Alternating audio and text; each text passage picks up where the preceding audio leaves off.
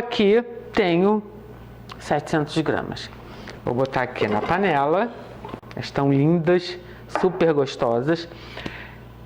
E vou colocar 500 ml para cobrir essas lindezas. Agora eu vou deixar que essas lindinhas cozinhem por aproximadamente 1 hora. Não vou apertar, não vou fazer nada, vou deixar que elas naturalmente explodam e liberem toda aquela parte gostosa de dentro. Aí depois sim, a gente dá uma amassadinha. E para agilizar o processo desse cozimento, eu vou tampar para que todo o vapor fique aqui e acelere. E também outra coisa muito importante, não perca água, porque na evaporação você perde líquido. Após 1 hora, as bichinhas já abriram. Ó, vocês podem ver, elas estão bem murchinhas, tanto é que elas já estão boiando. E aqui um líquido com uma cor maravilhosa. Então agora a gente, enquanto está fervendo, vai colocar mais 250 de água. E então voltaria a tampar. E ela vai cozinhar por mais uns 10 minutinhos. A gente coloca pouca água, que é para ela ficar mais concentrada. Agora que a água que nós colocamos no final, aqueles 250 ml, já se incorporaram ao líquido e às jabuticabas, a gente vai usar, eu vou usar esse socador aqui, esse meu é velhinho, mas você pode usar aquele de madeira, ou então tem uns redondinhos. É só para a gente dar uma leve pressionada para que realmente agora saia todo o conteúdo, né, da jabuticaba, para a gente poder então retirar toda essa delícia que fica dessa frutinha maravilhosa. Amasse bem. Pronto, agora que já está bem amassadinho, eu vou coar. Nessa que eu passar pela peneira, eu dou mais uma amassadinha para retirar bem e vou voltar com essa panela para o fogo, aí sim adicionar o resto dos outros ingredientes. Eu passei as frutinhas pela peneira, apertei para tirar todo o sumo, e aqui eu tenho o suco do cozimento das jabuticabas. Agora aqui eu vou então adicionar, aqui eu tenho 100 ml de vinagre de maçã orgânico. O vinagre ele ajuda a dar uma conservada por mais tempo na geleia, fora que ele equilibra um pouco a acidez. Então aqui, mas você fique à vontade de usar qualquer outro vinagre que você tenha à mão. Normalmente quando a gente faz geleia, a medida é a mesma quantidade de fruta para a mesma quantidade de açúcar. Mas quem me acompanha sabe que eu não gosto de coisas muito doces, então a minha tendência é sempre cortar um pouquinho do açúcar. Aqui, como eu comentei, eu tinha 700 gramas de jabuticaba, então eu teria que usar 700 gramas de açúcar. Aqui eu tenho meio quilo de açúcar cristal. Então aqui eu tenho 1 colher de sopa de pectina. Pectina, ela ajuda a geleificar certos alimentos ou preparações, no caso laticínios, geleias, cremes. Você também pode usar agar-agar, né? Aquela alga. Mas eu acho que a agar-agar tem um gostinho no final que o meu paladar não gosta. Então eu dou preferência a usar a pectina. Para você encontrar a pectina, você vá a lojas de produtos para festas e bolo. Normalmente é vendido no potinho de aproximadamente 50 gramas. Ou então, caso você seja uma pessoa que gosta de fazer grandes quantidades, você pode procurar na internet e comprar diretamente em fabricante, que fica mais em conta. Só que aí a quantidade é um pouquinho maior. A pectina ela tem um truque. Para você poder dissolver e incorporá-la à fruta que você vai fazer geleia, você não pode colocá-la direto na infusão quente, porque senão ela vai grudar toda. Então você dissolve no açúcar. Então o que eu vou fazer? Eu vou colocar a maior quantidade de açúcar aqui no suco E vou guardar uma quantidadezinha assim, pequenininha, e vou misturar a pectina. Aí agora sim, você incorpora bem a pectina nesse açúcar e é só adicionar ali, que aí não vai ter perigo. A pectina, ela ajuda que a geleia fique mais consistente, geleificada.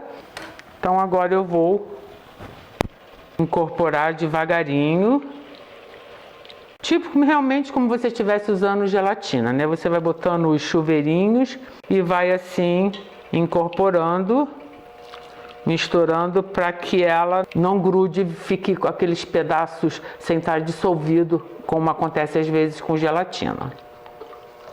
A gente precisa ficar mexendo para evitar justamente que essa pectina se deposite no fundo e grude no fundo da panela. Então você fica mexendo para ela cozinhar junto com o açúcar e incorporar a geleia. Essa geleia, ela é ótima para você usar com panquecas. E para acompanhar e você ter duas opções de geleia, ainda vou deixar um vídeo que eu fiz de uma geleia de morango. Os links estão aqui embaixo dos vídeos que eu fiz. Essa geleia também é ótima para acompanhar pratos à base de carne de porco. Eu vou deixar para vocês esse vídeo de costelinha. E você pode substituir o molho barbecue por essa geleia. Ou então essa costelinha agridoce. Os links estão aqui embaixo. Enquanto a geleia está quente, é difícil você dizer qual o ponto exato. Então nós temos alguns indícios. Primeiro, a redução de volume, da quantidade de líquido, eu quero dizer. Depois ela não está tão fluida, já está mais encorpadinha. Outra é, se você levantar a colher assim, ela não vai ter aquele fio, ela vai demorar para as gotinhas caírem. Isso já é outro indício que a geleia está ficando no ponto. E eu vou pegar uma colher aqui para mostrar a outra dica para você ter uma ideia se a sua geleia já está no ponto. Você molha a colher, espera um pouquinho e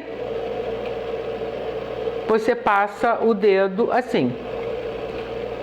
Você vê que onde eu passei meu dedo, o líquido, ó, ele não voltou a cobrir a colher.